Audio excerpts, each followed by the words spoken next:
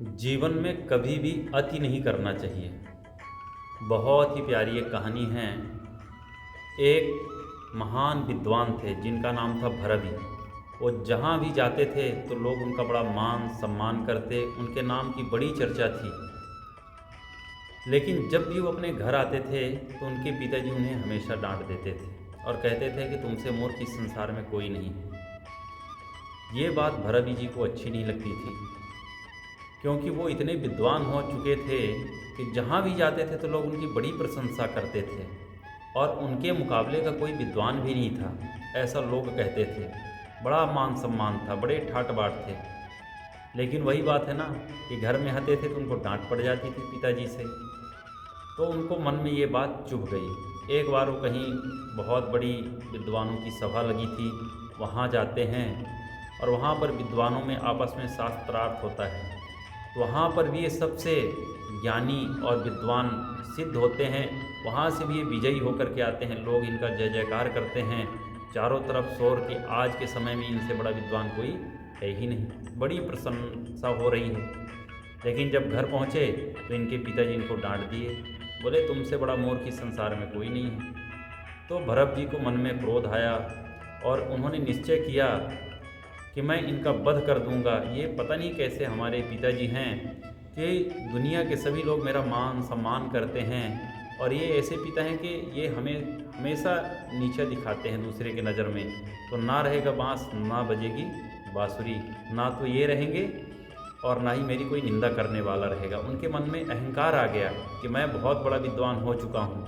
उनके भी मन में इस बात का अहंकार आ चुका था।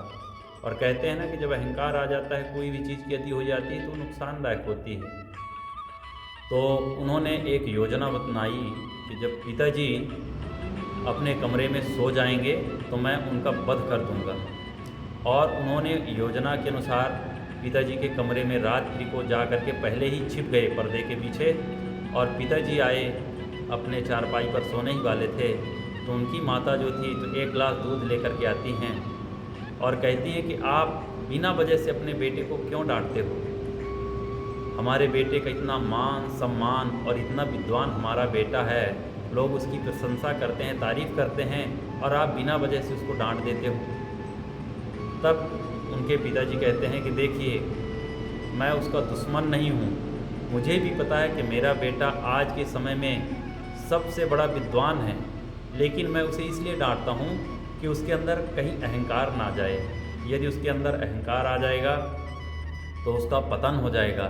तो इसलिए मैं उसको डांट देता हूँ, क्योंकि उसके अंदर अहंकार नहीं आ पाएगा। अब ये बात जब भरवी जी सुने, क्योंकि वो छुपे हुए थे, तो जब ये बात सुने तो उनको मन में बड़ा पश्चाताप हुआ, बड़ी ग्लानि हुई कि मेरे पिताजी तो हमारे बारे में इतना सोचते हैं और मैं इनका वध करने चला था। मैं वाकई में बहुत बड़ा मूर्ख हूँ, क्योंकि मैं विद्वान होते हुए भी इतना नहीं सोच पाया कि हमारे पिताजी हैं, ये हमारा कभी बुरा नहीं चाहेंगे, और मैं इनका वध करने चला आया था। वो पिताजी के सामने आ जाता है, हाथ में उसके चाकू था। पिताजी बोले बेटा क्या हुआ। बोले पिताजी मुझसे बहुत बड़ा अपराध हो गया, मुझे क्षमा कर दो, और चरणों में गिर करके रोने लगा।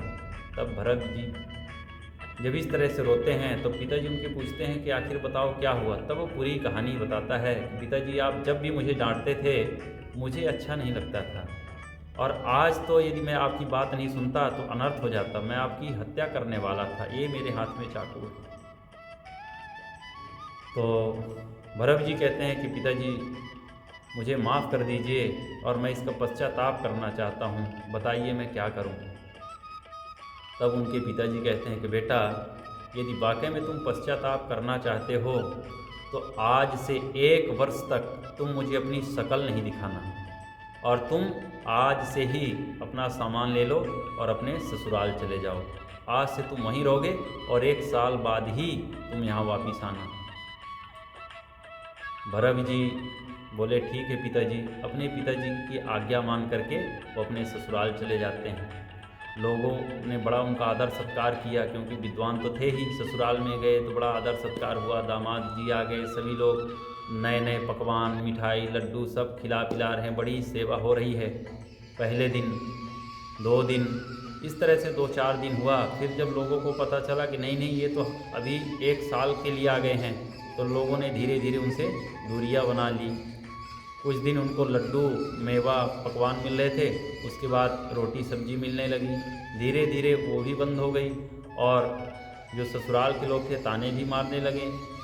ये कैसा दामाद है जो कि अपने घर जाने का नाम ही नहीं लेता है। अब इनका बड़ा अपमान होने लगा। इनको मन में बहुत पश्चाताप हो रहा था। और एक दिन ऐसा आया कि ससुराल वालों ने कहा कि भाई मुफ्त में राशन आपको हम नहीं खिला सकते, जाइए आप भी खेतों में काम कीजिए, तभी आपको रोटी मिलेगी, नहीं तो आपको रोटी खाने को नहीं मिलेगी। भरत जी जाते हैं खेतों में काम करने लगे और पत्नी भी साथ में जाती है, काम करने लगी। इस तरह से उनके 1 वर्ष व्यतीत होते हैं और उसके बाद फिर वो अपने पिताजी के पास आते हैं, उन्हें प्रणाम करते हैं। तब पिताजी बड़े प्रसन्न होते हैं, उसको अपने बेटे को गले में लगा लेते हैं। कहते हैं बेटा वाकई में तुम विद्वान हो, मुझे भी पता है और इस पूरे संसार को भी पता है, लेकिन तुम्हारे अंदर अहंकार ना आए इसलिए मैं तुमको इस तरह से डांटता था। और मुझे पता था कि तुम्हारे अंदर अहंकार आ चुका है, लेकिन आज के समय में तुम्हारे अंदर से पूरा अहंकार जा चुका है, इसलिए आज से तुम यहीं रहो। और मैं आज से घोषणा करता हूँ कि इस संसार में आपसे ज़्यादा विद्वान कोई नहीं है। इस तरह से पिताजी कह कर के उन्हें अपने गले लगा लेते हैं। तो इसीलिए इस कहानी की सीख यही है कि कोई भी माँ बाप अपने बेटे का बुरा नहीं चाहता है। बेशक वो आपको डांटेगा, लेकिन उस डांट में भी आपकी भलाई छिपी होती है और हम उसे समझ नहीं पाते हैं। कहानी आपको कैसे लगी कमेंट में ज़रूर लिख करके बताएं। जय श्री कृष्णा, जय श्री राधे।